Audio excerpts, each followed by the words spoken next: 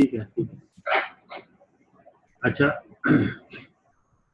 तो हमने last time बात कर रहे थे ना, हाउसेस के बारे में बात कर रहे थे ना, कि जी सर, हर एक बिल्कुल हाउस का बिल्कुल। क्या क्या नाम है और क्या देखते हैं, उसी को कंटिन्यू करते हैं।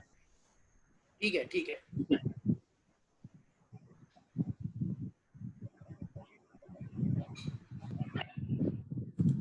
तो ये 12 हाउसेज होते हैं, ये जो मैंने आपको बताया था। जो ऊपर वाला टॉप का होता है वो फर्स्ट हाउस होता है, उसके आगे सेकंड हाउस, थर्ड हाउस, इस तरह से 12 हाउसेज होते हैं। तो फर्स्ट हाउस ठीक से है हम देखते हैं फिजिक, पर्सनैलिटी और नेचर। ठीक है, तो उससे हम बॉडी देखते हैं और कैसा उसका कंस्टिट्यूट है बॉडी का वो देखते हैं, उसकी पर्सनैलिटी देखते हैं, उसका फेस देखते हैं, उसका करेक्टर देखते हैं, इसी से हेल्थ भी देखते हैं, नेचर देखेंगे, और उसकी लॉन्गेविटी भी देखी जाती है फर्स्ट हाउस से, और उसका कैसा भाग्य रहेगा वो भी इसमें देखा जाता है। उसका मान ठीक है सम्मान और प्रतिष्ठा कितनी रहेगी ये भी इसमें देखा जाता है। तो ये ठीक है। फर्स्ट हाउस से हम देखेंगे, यानी first house is the house of self, house of the native. तो योर ठीक है। Self is first house. हाँ, कुछ कह रहे थे? ओके, नहीं नहीं, कुछ अच्छा, नहीं कह रहा सेकेंड था। हाउस, सेकेंड हाउस जैसे बताया था मैंने आपको, धन, वाणी और कुटुंब का कहलाता है।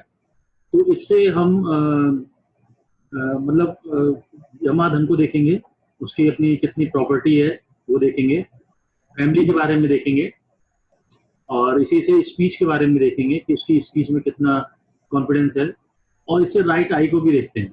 देखिए, जैसे हमारा जन्मपत्री होता है ना, उसके बीच से फर्स्ट हाउस के सेंटर से अगर हम दो भाग कर दें, तो आप देखिए जो उसका सेकंड हाउस या थर्ड हाउस या फोर्थ हाउस से लेकर के सिक्स हाउस, सेवंथ हाउस तक है, वो right part of the body हो जाता है। और जो हमारा 12th house, 11th house, 10th house, 9th house और 8th हाउस होता है, वो हमारा left side of the body हो जाएगा। ठीक है, तो इस तरह से हम राइट, मीन्स कि हमारा फर्स्ट से लेके सेवंथ जो है वो हमारा लेफ्ट पार्ट होता है। फर्स्ट से लेकर के और एट्थ, एट, सेवन तक, बल्कि हाँ हाँ 12, 9, 12, 10, 9, 8, 11, 8, 7, ये जो है ना सारे, ये सारे हाँ लेफ्ट हाँ। पार्ट है। और जो हमारा 1, 2, 3, 4, 5, 6 है वो हमारा राइट साइड है। ठीक है ठीक है ठीक है। तो इसलिए हम सेकंड हाउस से राइट आई को देखते हैं। इसमें बॉडी पार्ट भी देख पाते हैं, हम हाउस से हम बॉडी पार्ट भी देख पाते ठीक है, हैं। कैसे तो मतलब? राइट आई देखेंगे, इससे टंग, टंग के बारे में, और नोज के बारे में, टीथ के बारे में, और उनका क्या एम्बिशन है लाइफ का, वो भी हम सेकंड हाउस से देखते हैं। और ठीक फूड, है फूड के बारे में कि कैसा उसको खाना भोजन मिलेगा, अच्छा मिलता है या स्वादिष्ट मिलता है या नहीं मिलता है, वो भी हम सेकंड हाउस से ठीक देखते है। हैं। Okay. Imagination, imagination and observation power, ये भी हम सेकंड हाउस से। कुछ लोग होते हैं ना बहुत ऑब्जर्व प्रॉपरली करते हैं, अच्छे से मेहनत से करते हैं। कुछ लोग होते हैं हम्म। लापरवाही से करते हैं, तो ज्यादा सेंसिटिव नहीं होते हैं। तो वो चीज हम अच्छा। सेकंड हाउस से देखें, कौन कितना सीरियस है किसी भी ऑब्जर्वेशन को लेने के लिए। इसी ओके सेकंड ठीक हाउस है। को हम ऑर्नामेंट्स भी देखते हैं, और कीमती पत्थर है या कोई हमारी जमा पूंजी है, वो भी हम सेकंड हाउस से देखेंगे। और चीटिंग, वो भी सेकंड हाउस से देखा जाएगा। कोई, कई लोग जो ठग जाते हैं या कुछ लोग उनको ठग लेते हैं, उनको बेवकूफ बना देते हैं, तो वो भी हम सेकंड हाउस से अच्छा देखते हैं। जीवन अच्छा ठीक साथियों है। के बीच चिंता, यानी कि लाइफ पार्टनर के साथ में आपका कैसा रहेगा, क्योंकि जो सेकंड हाउस होता है वो that is the eight house from seven. कहने का मतलब है कि जो हमारा सेवंथ हाउस है, अगर हम उसको हाँ फर्स्ट हाउस कर दें, तो वहां से हाँ। अगर आठवां भाव गिनेंगे तो हमारा सेकंड हाउस जो आ जाता है, तो आठवां भाव अशुभ माना हम्म। जाता है। तो इसलिए सेकंड हाउस से हम इनके लाइफ पार्टनर के साथ झगड़ा या हिंसा या उसकी इस तरह की भावना हम देखते सर ये सेवंथ हाउस फ्रॉम एट, ये मेरे को नहीं ऐसा समझ आया, मतलब कैसे कह रहे हो? हैं। सेवंथ हाउस हमारा स्पाउस का घर है, पत्नी का घर है। ठीक है ठीक है। और जो सेकंड हाउस हो जाता है हमारा, जो सेकंड हाउस होगा, लग्न का सेकंड हाउस जो होगा हमारा, वो हाँ हाँ 7 से 8 हो जाता है। मैं आपको दिखाता हूँ, एक मिनट चार्ट में दिखाता हाँ, दिखा दीजिए। हूँ।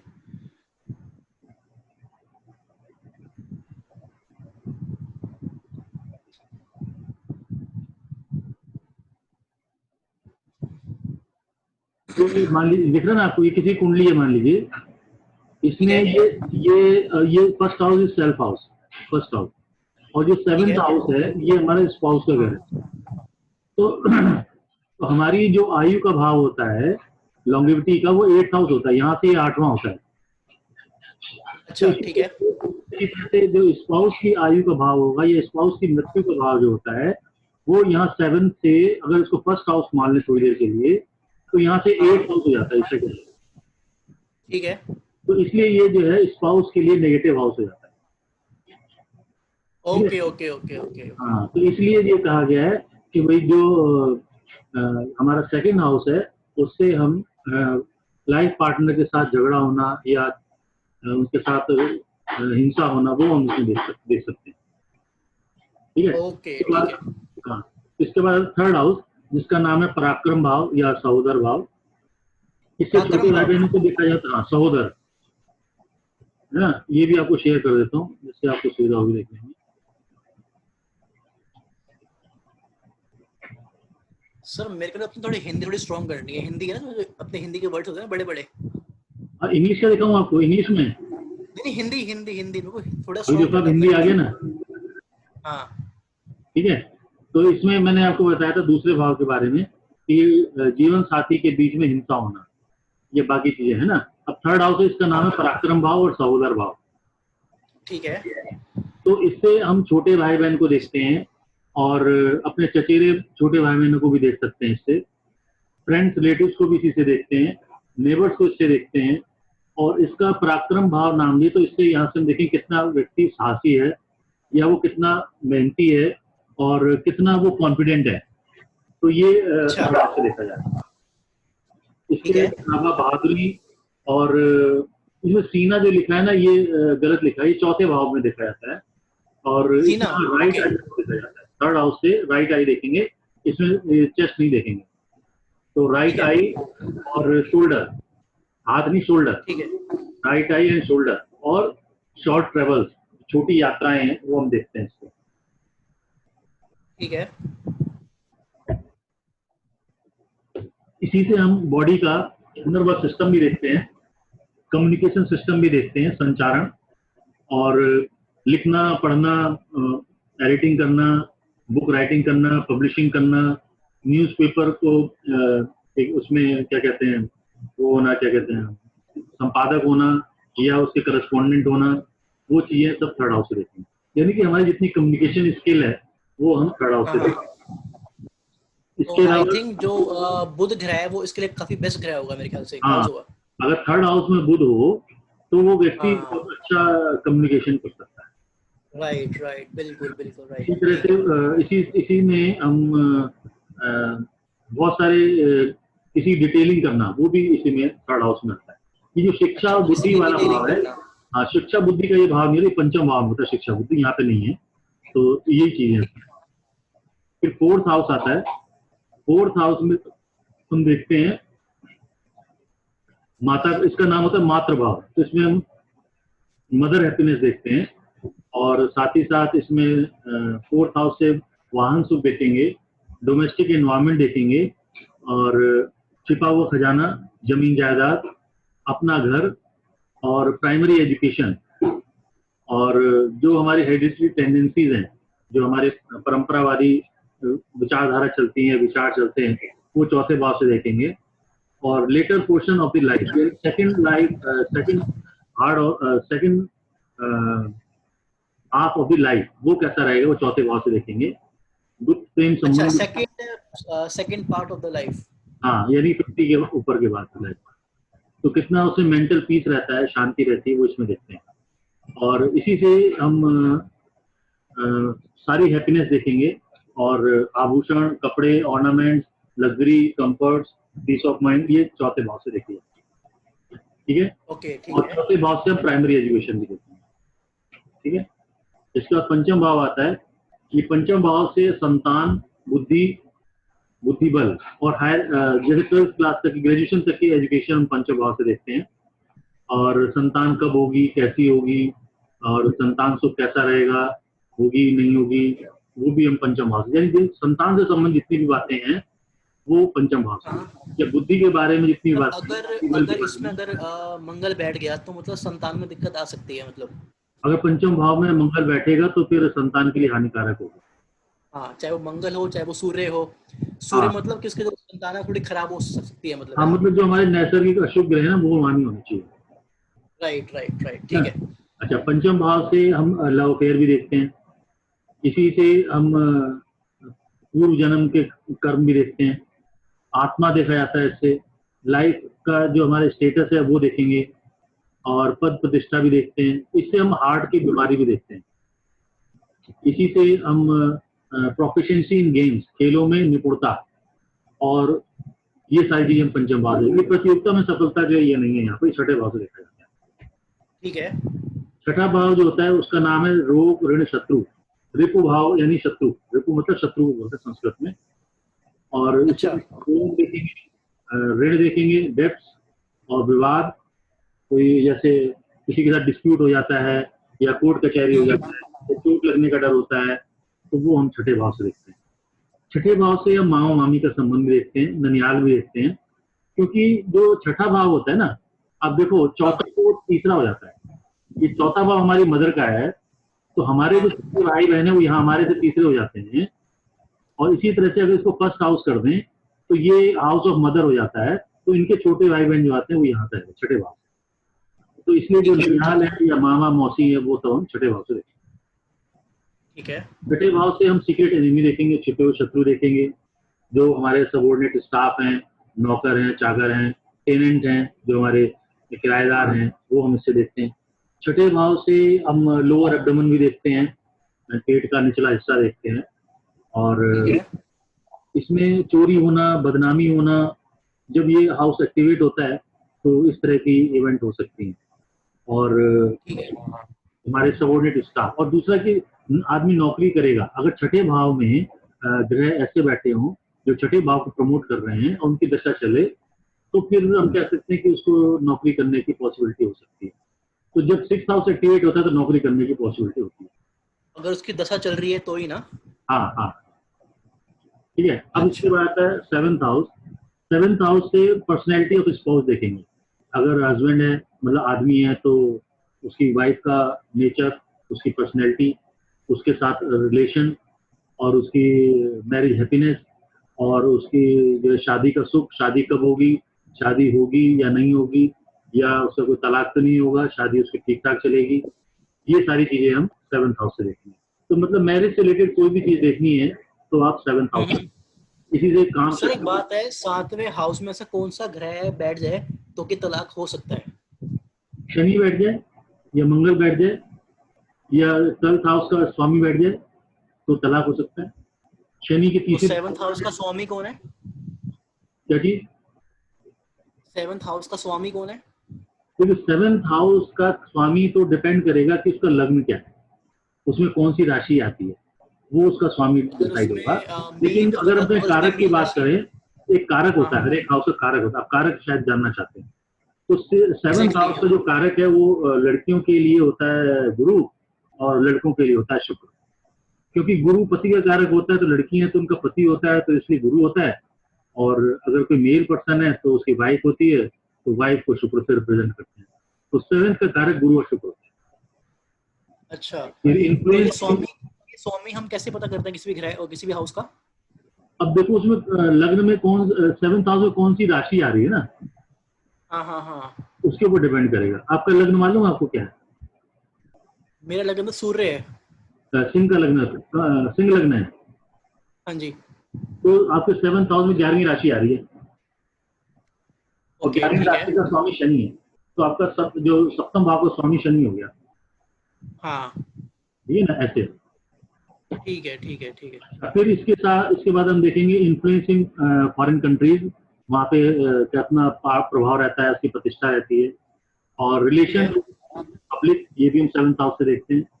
और ये ठीक है। हमारा यूरिनरी डिजीज भी हो सकती है इसमें, या कोई ओके। सेक्सुअल डिजीज भी हो सकती है, क्योंकि हमारा सेवंथ हाउस जो है यूरिनरी पार्ट को रिप्रेजेंट करता है।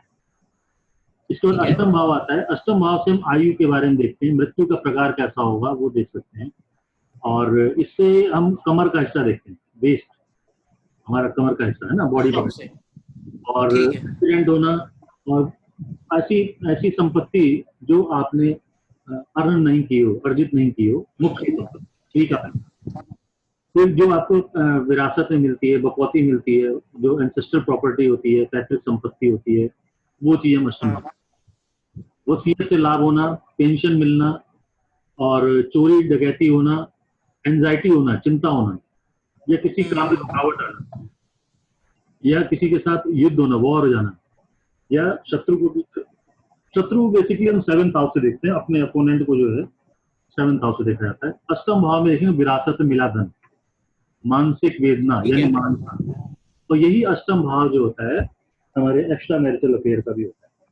तो अगर किसी के तरह हाँ, किसी का अगर सप्तम भाव का संबंध अष्टम भाव से हो जाए तो उसके लाइफ में डाइवोर्स हो सकता है, ऐसा भी कर सकते हैं।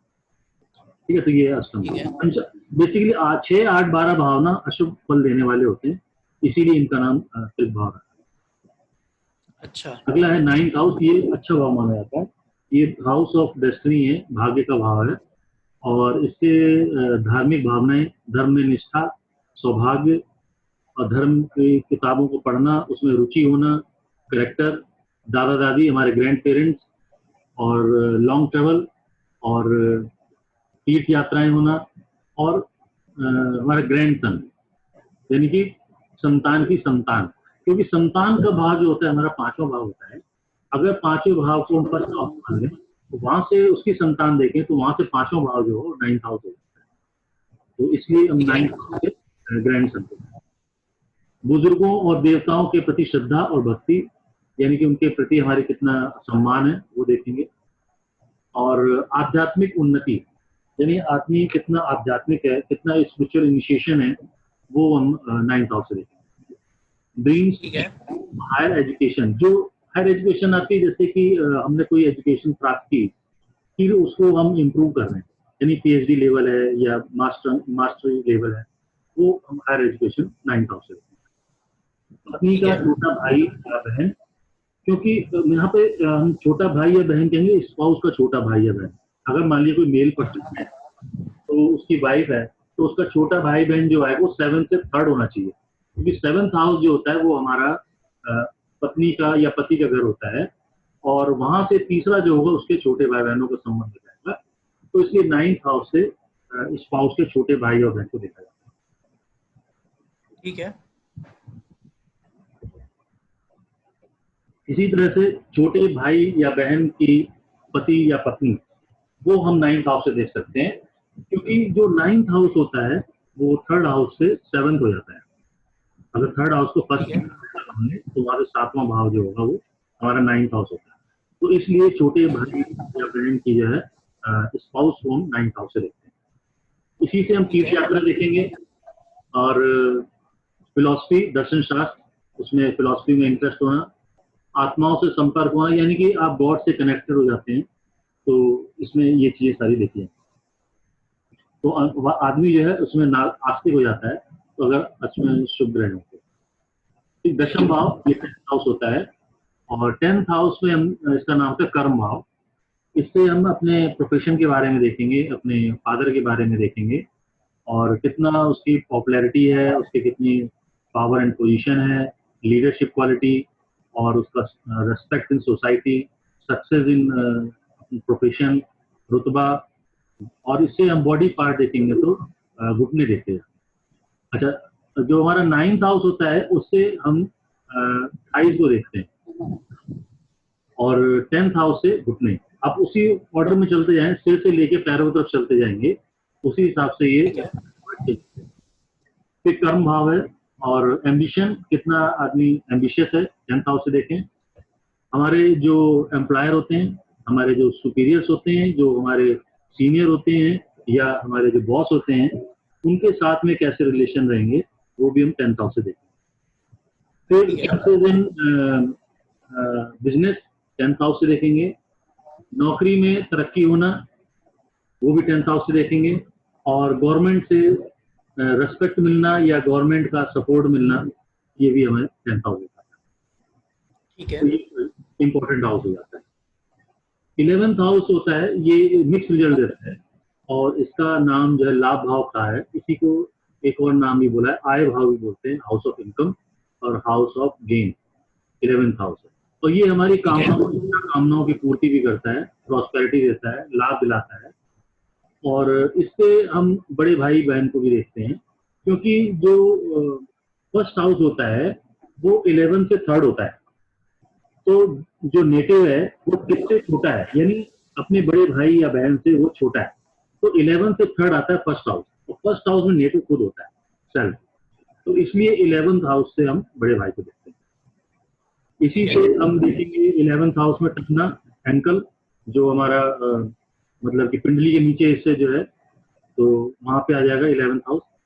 और इसी से हम देखेंगे अगर लेफ्ट और राइट पार्ट कर दे तो लेफ्ट ईयर हमारा जो है 11th हाउस से आता है, तो वो भी देखा जाता है।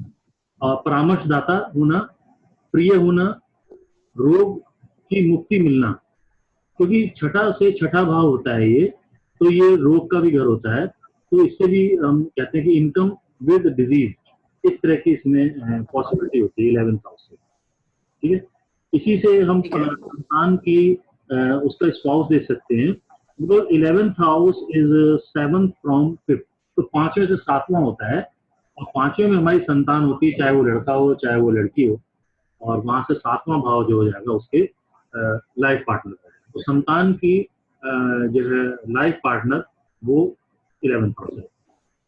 ठीक है। ऑफ डिजायर और सक्सेस इन वर्क, तो हमारे काम की इच्छा पूर्ति होना, कार्य में सफलता मिलना, ये हमें 11th हाउस है। ठीक है। ठीक है, इसके बाद आता है 12th हाउस। तो 12th हाउस में जैसे होता है 6, 8, 12 अशुभ भाव होते हैं, तो ये जो 12वां भाव है ये अशुभ भाव कहलाता है।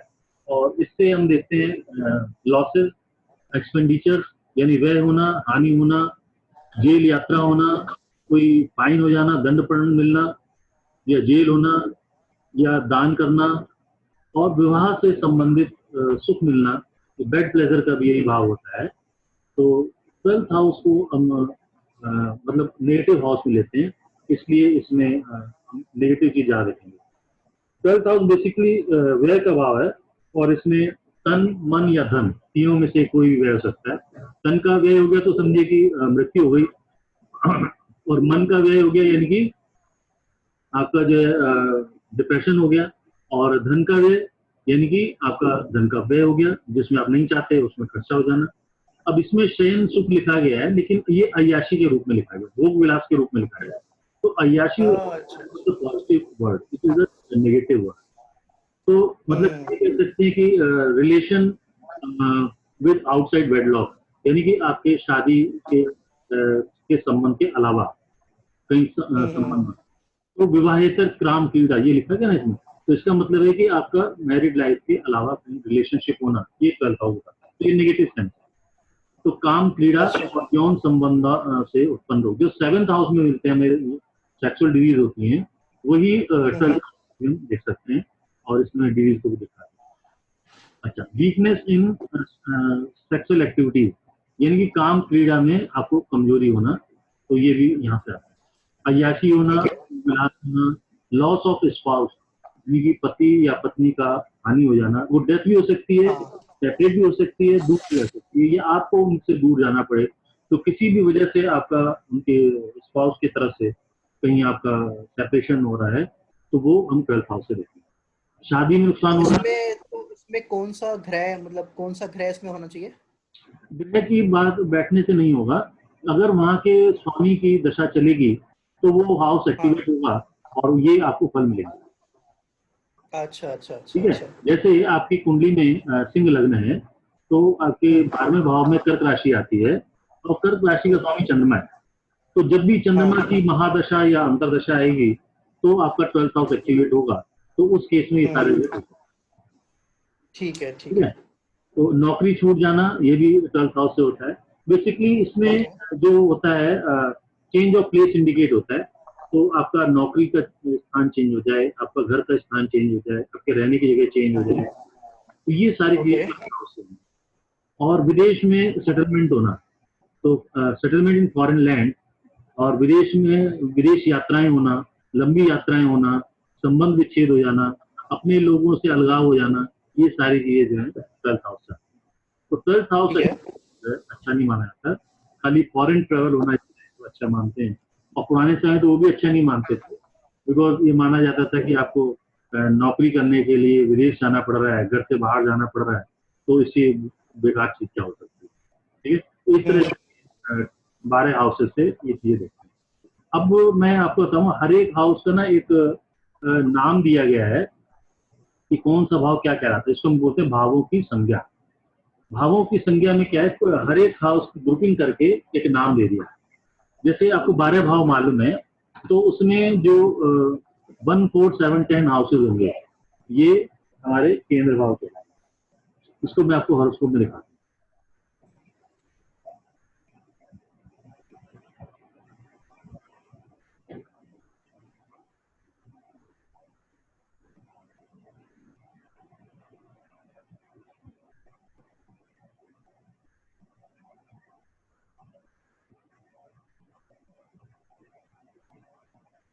तो अब आप देखिए, सामने दिख रहे हैं ना आपके, तो इसमें ये जो हाउसेज है, this is the first house, this fourth house, seventh house and 10th।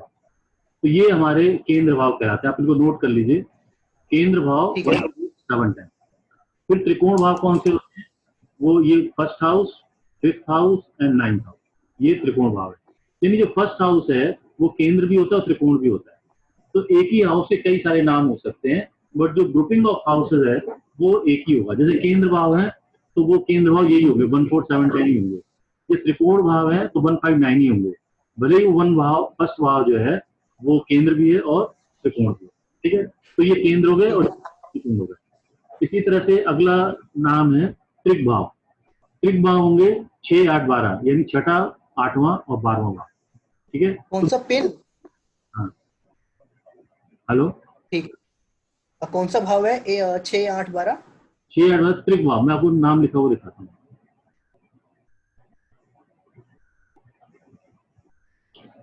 ये देखिए, ये आपके सामने लिस्ट है ना, तो ये केंद्र भाव लिखे 1 4 7 10।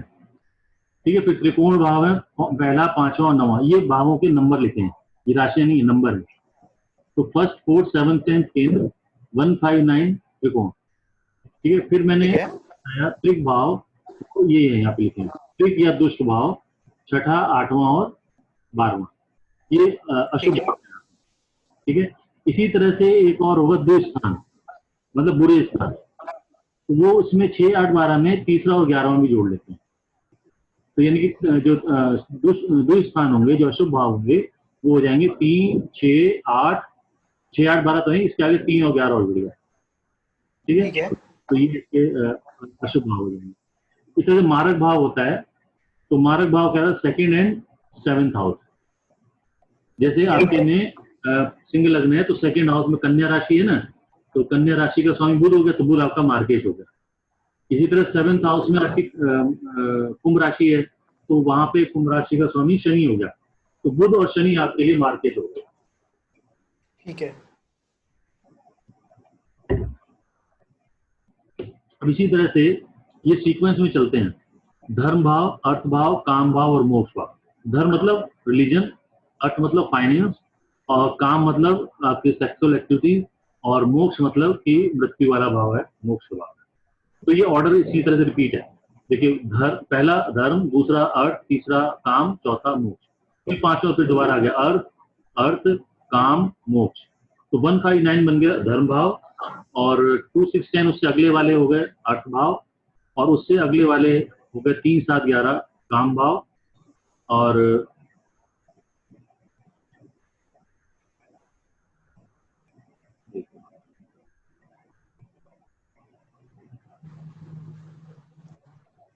क्या हुआ? ये थोड़ा सा वो हो गया, क्या कहते हैं, अपडेट करने के लिए बोलने लग गए ना, ये क्या। अच्छा अच्छा अच्छा हाँ, वो टाइम खत्म हो जाता है ना, तो हो जाता है। अच्छा अच्छा, दिख रहा है, स्क्रीन दिख रही है ना, हाँ। दिख रही है, दिख रही है।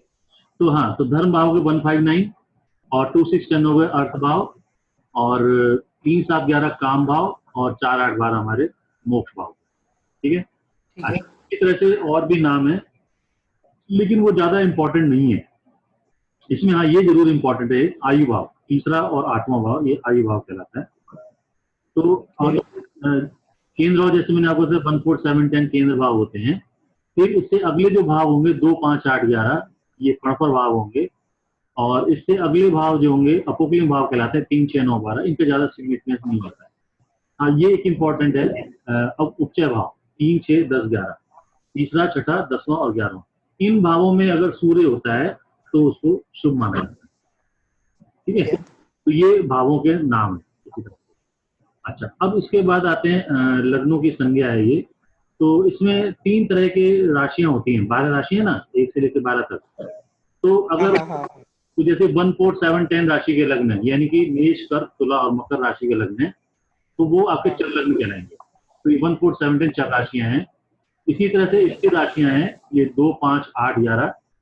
तो ये जैसे आपकी सिंह राशि होगी, तो ये आपकी स्थिर लग्न हो गया। सर मेरी सिंह नहीं है, मेरी 9 है, शायद से मेरी 9 है।